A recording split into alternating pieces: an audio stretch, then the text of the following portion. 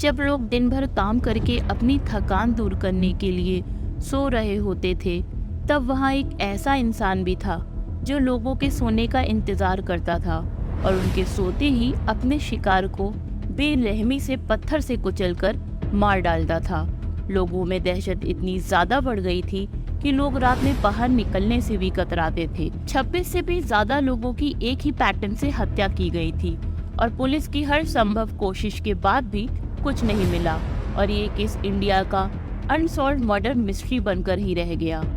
1985 की एक सुबह सफाई कर्मचारी को रोड के किनारे एक आदमी की लाश मिलती है। वो तुरंत पुलिस को इन्फॉर्म करता है।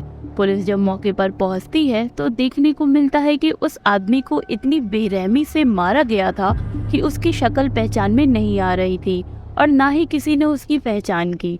उस आदमी को लगभग 30 किलो के पत्थर से सर पर मारा गया था। आसपास के इलाकों में काफी लोग थे जो बेघर थे, दिन में मजदूरी का काम किया करते थे और रात में आकर वही रोड के किनारे सो जाते थे। उस आदमी की कंडीशन को देखकर कुछ ऐसा ही लगा कि वो यहीं आसपास सो रहा होगा और किसी ने उसके सर पर पत्थर मारकर उसकी हत्या कर दी होगी। मौके पर ना तो कोई फिंगरप्रिंट्स मिले और ना ही कोई सबूत और इस केस को वहीं बंद कर दिया गया। लेकिन ये तो बस शुरुआत थी। आने वाले 7 दिनों में हूबहू 5 और लोगों की हत्या की जाती है और उन लोगों को काफी भारी लगभग 30 किलो के पत्थर से मारकर उनका सर कुचला गया था।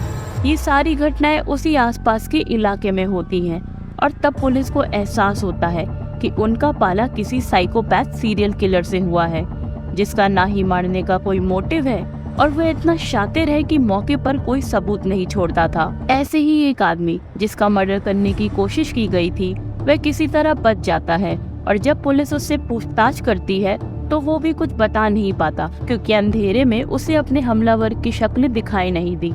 पुलिस के सामने एक ऐसा सीरियल किलर था जिसका मारने का मोटिव पुलिस को समझ नहीं आ रहा था। अब पुलिस एक ही काम कर सकती थी, वो था कि जिस एरिया में मर्डर हुए थे वहाँ की निगरानी करे और पुलिस ने ऐसा ही किया। सन 1885 से 1887 के बीच मुंबई में लगभग 13 से ज्यादा घटनाएं हुई, लेकिन किसी का भी नाम सामने नहीं आया और अचानक से सब कुछ बंद हो जाता है। हत्या की वारदात होनी भी बंद हो जाती है पर केस सुलझाया नहीं जा सका। ना तो किलर का पता चला और ना ही मोटिव का। इन मर्डर्स को लेकर लोगों ने अलग अलग अटकलें भी लगाई। कुछ का मानना था कि हो सकता है कि जादू टोने के चक्कर में लोगों की बलि दी जा रही हो। उस क्षेत्र में ये काफी होता रहता था। किसी ने बोला कि कोई एलियन या अलग दुनिया के इंसान का काम है क्योंकि 30 किलो का पत्थर उठाना आम बात नहीं है। बहुत सी थ्योरीज गढ़ी गई थी लेकिन पुलिस को कुछ भी नहीं मिला और ना कभी किसी ने कुछ देखा और फिर एक दिन सब अचानक से बंद हो गया। लेकिन शायद ये सब बंद नहीं हुआ था। जो भी ये कर रहा था वो अपना नया शिकार ढूंढ रहा था और इस बार उसने शहर चुना कोलकाता। अचानक से 1979 में फिर से ऐसी ही घटनाएं होने लगी। फिर से बेघरों का शिकार होने लगा। लगभग 13 से भी ज्यादा लोगों की हत्याएं की गई थी लेकिन पुलिस फिर से कुछ पाने में नाकाम रही।